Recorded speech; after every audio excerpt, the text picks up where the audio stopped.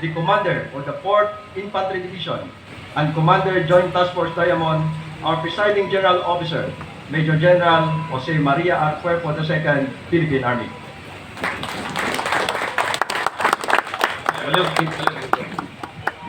Marajaw na buntag kaninjo hurot.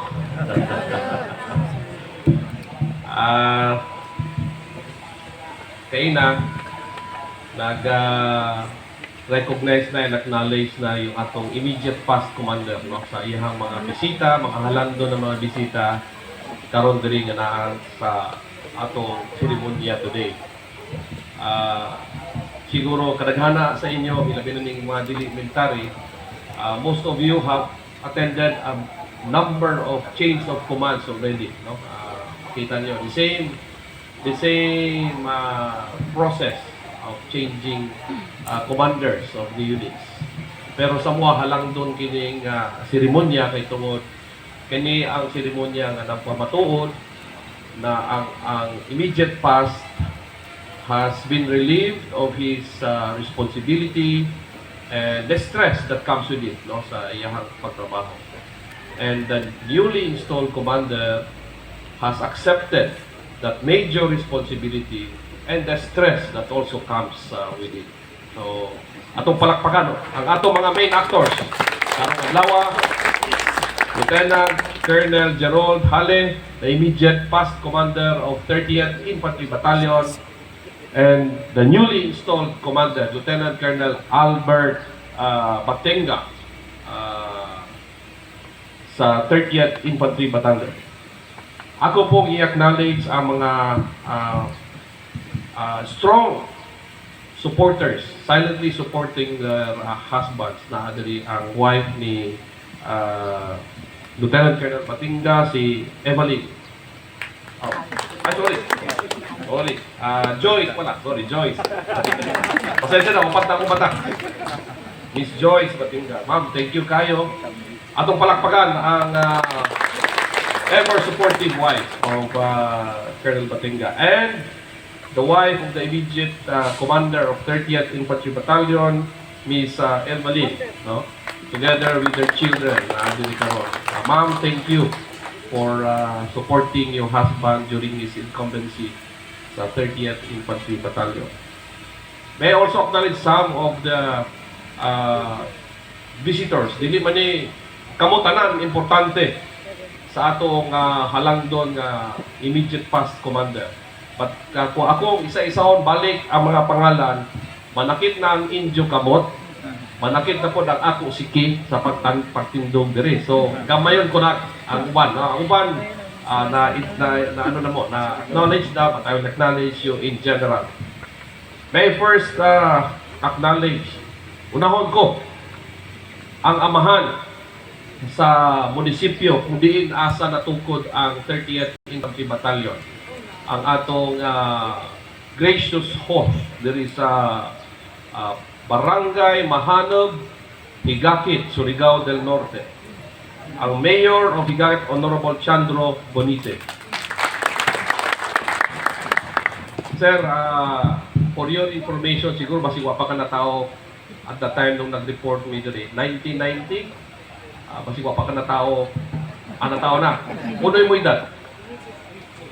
15. Tagila mo na kami, kay tigliko man kami diya sa Higakit na beach.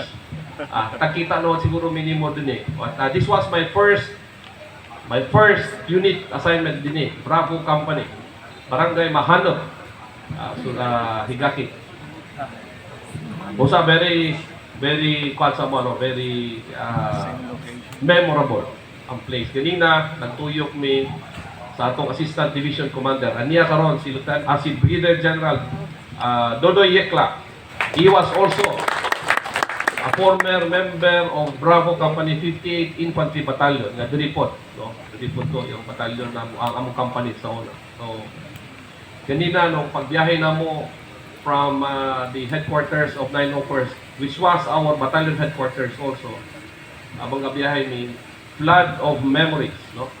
Ang amuhang na experience ganina, and we were ecstatic joyful and sometimes naging uman naman mga istorya among naistoryahan ganina.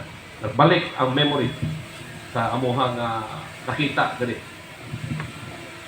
May I also greet and acknowledge the representative of the Provincial Governor of Dinagat Island, Honorable Nilo Demery Jr., represented by Mr. Job Texon. Isa na po sa mga lugar diri sa Surigao del Norte nga very memorable po sa mua, ang syudad sa Surigao. Ang akong igsuon sa laing inahan, Honorable Pablo Tumlao II.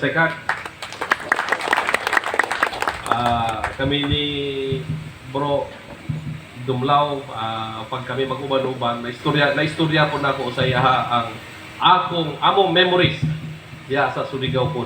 So, and I'm happy nung Independence Day, he invited me. I saw again yung City Hall. I told him ito mo gini nga porma sa una pero lahi lang color. Medyo flesh ang color ato. So, and kabalik uli ang sa mga memories namo dito. May I also greet the Vice Mayor of Higakit na diri si Honorable Jennifer Bonite. Ma'am, mayong buntag. The Mayor of Bacuag, Honorable Felicissimo Sibedo. Sir, may buntag. Si Bacuag po, ganyan, memory ko po nanig, i-atake ng Bacuag nung pag-report na ako din 1990. I think that was January or February ata ito, i-atake ng Bacuag.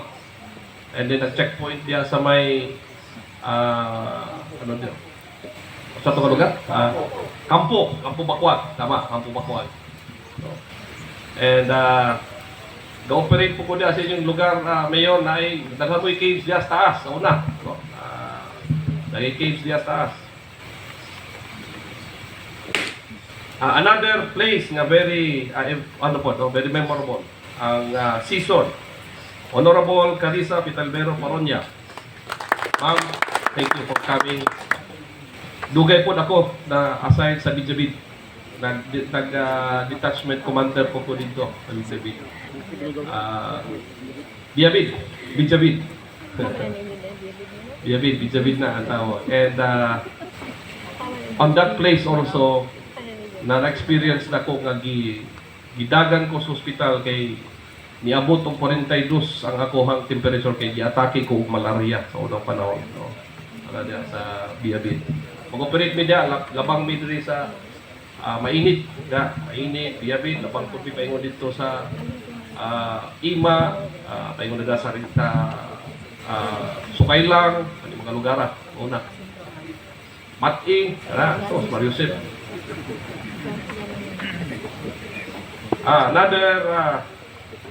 Another very memorable place, San Francisco, Honorable Val Pinas, represented by Honorable Hinaro Haku. Salamat kayo, sir.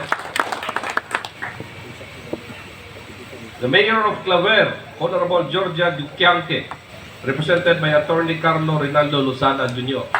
Sir, ang Claver sa unang panahon, ikaw ko din sa Bacuag, wala na si rough road na payo na dito sa kilometro 90, alas 3 hapon, wala na mo biyahe diya. Ang Claver, ang memory na ko diyan, ay karinderya diyan, anay guwapa nga servidora. Dili, before ayang gabon, diyan sa Claver, sentro. Naras dala na, atong karinderya. Mga karinderya. Ang iyahang suon, tagasawa sa amo isa kasundalo. Naadiri ako isa kauban, basi makatabang ko ni Kakard. Kard, kadumdum ka to, Kard? Ha? Atong diya sa may Claver nga, guwapa nga. Napoy picture ito. Paparot itong pagkitaon. Napoy picture ito. Wala. Diya po sa season, actually na po. Ako itong si Ma'am siguro ito kung nakita pa. Like guwapa po niya sa una. Sa season. Hadlok lang kong babae din sa una. Andun ka ron? Okay. Ito, kanya ang atong host diri sa barangay. Honorable Abondio Amerille, ang atong barangay kapitan, barangay Mahanaw. Kap, ambot og buhi ka na madumduman minimo pero di ami inom sa ubos sa GR. Ay tindahan dia sa una kilit. Anya nga diri tindahan diri, gwapa po ni tagiya ni bata diri. Murag naog ni ami Austria. Mo po na mo naog-naogan sa una para lang makaistorya, makakita lami og oy kay gwapa diri. Pero igo lang ano. Istorya sa una. So these are the memories, no? Di na ko ni di na ni nana sa ako ang memorya sa ning Surigao del Norte. And always a special place ang Surigao del Norte and ang city of Surigao. Ako pong tagaan o pagtagad ang atong regional director ng NICA 13, Director Edsel Batalya. Ang atong mga heads of the provincial line agencies nga naa diri, stakeholders coming from the academe and the other friends of the 30th Infantry Python man sa una, no, to halas, but karon fight on batalyon na. Ma'am, salamat sa pag-anhi. Ato mga kaubanan sa Philippine National Police representing their provincial directors. Daghang salamat sa pag-anhi and we'll always be strong partners for peace and development of this province. The security manager of THPAL also di malulupig, no? Si Mr. Ronel Malcon together with his team. Naya ko nakita diha nga akong kauban sa una na skakart, no? John, kumusta John?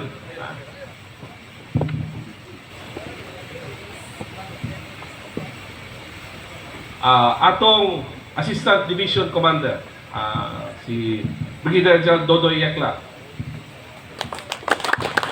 Ang atong brigade commanders nga naa diri, Brigadier General Arsing Sadural, the brigade commander of 901st Infantry Brigade, who was in charge of this province of Surigao del Norte.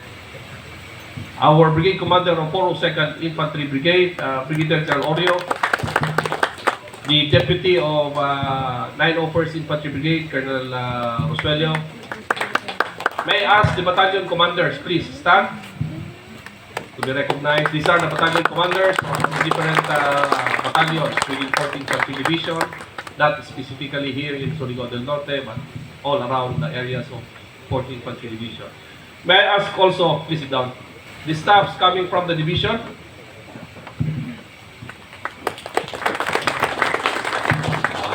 Siguro gid nila nga mahuman ning seremonya karong adlaw.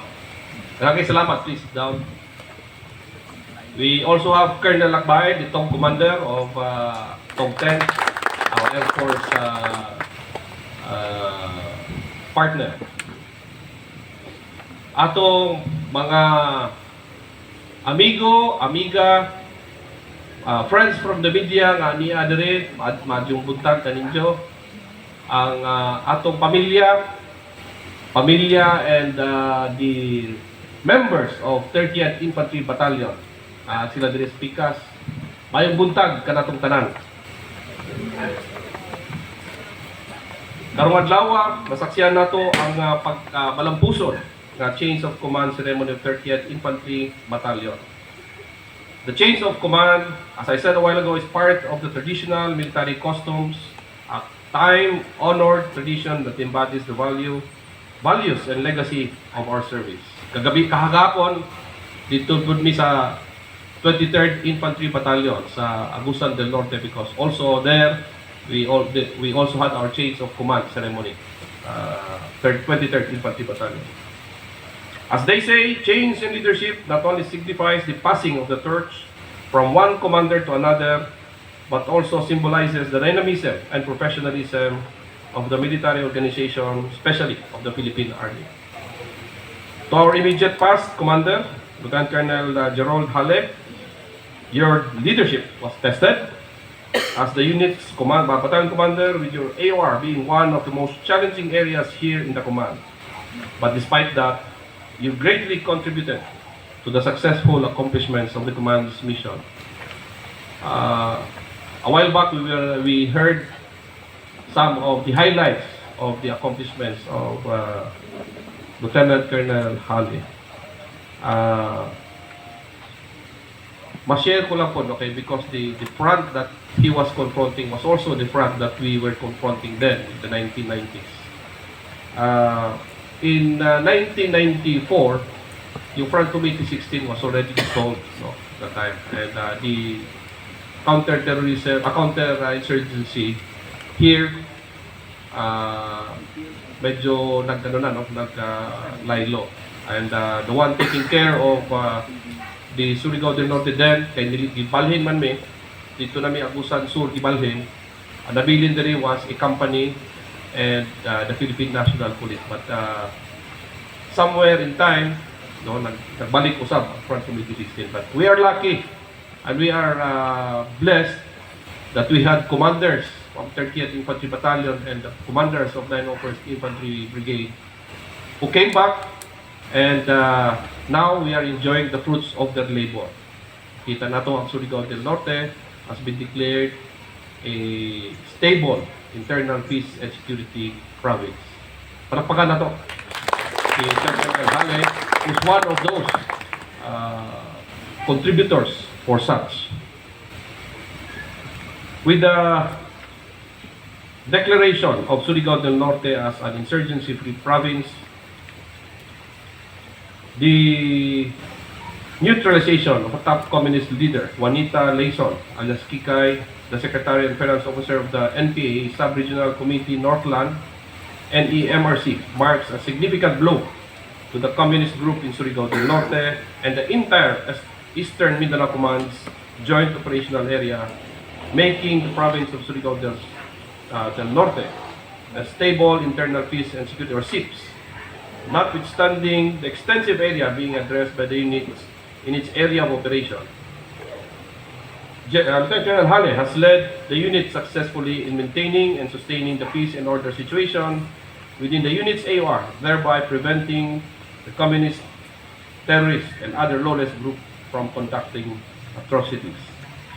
Since June 2022, Lieutenant Colonel Hale proved his leadership and managerial acumen by ably steering the units towards new heights.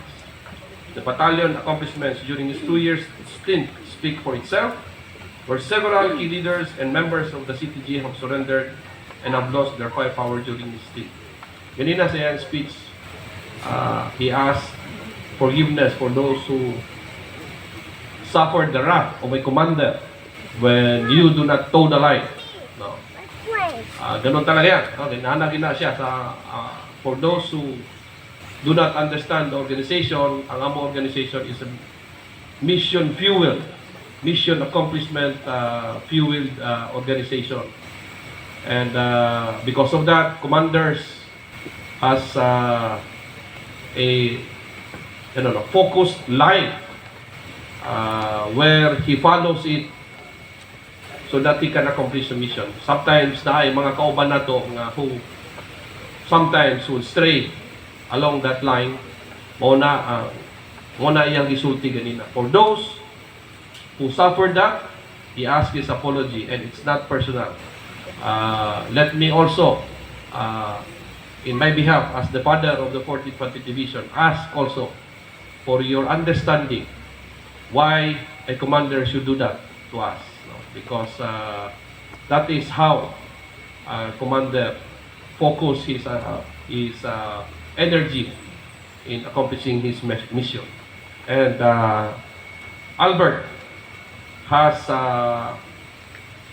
he has gave his priorities already in his speech, and I believe the same experiences would be experienced by our personnel of 30th Infantry Battalion. I am certain that with Lieutenant Colonel Hales as reassignment to the division, he will be helping me in the division as one of the principal staffs, coordinating staff of the division.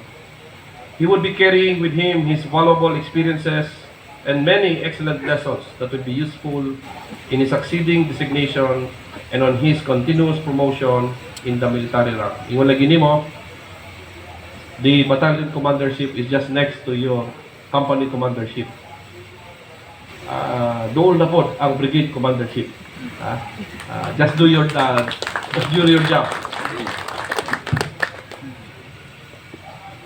To To you, Gerald, I express my sincere gratitude. Salamat kayo sa imong leadership na imong ipakita diri sa inyong batalyon and your directions given to your subordinates. Congratulations, and on behalf of Diamond Troopers, we wish you all the best, and to your family, again, our heartfelt gratitude. You are the silent supporter of your partner and the father of the children.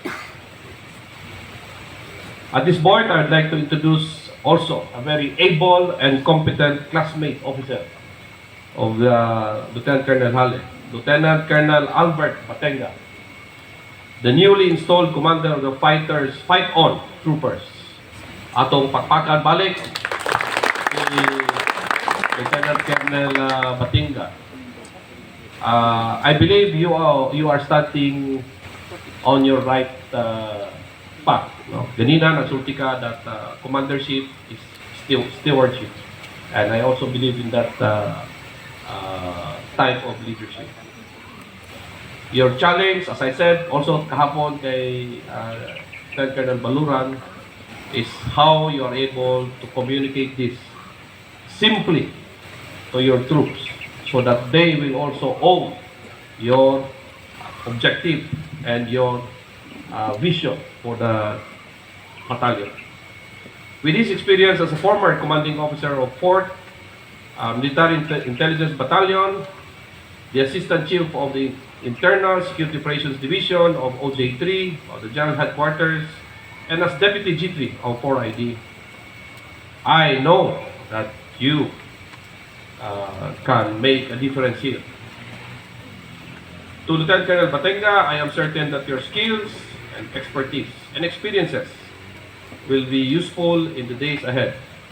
So make good use of your experiences and learnings as a brilliant officer towards becoming yet another outstanding leader of the Fight On Battalion. I forgot, si Lieutenant Colonel, si Brigadier General Yakla also is a former member of this battalion during his lieutenant days, and this battalion was assigned in Lanao del Sur when he was there.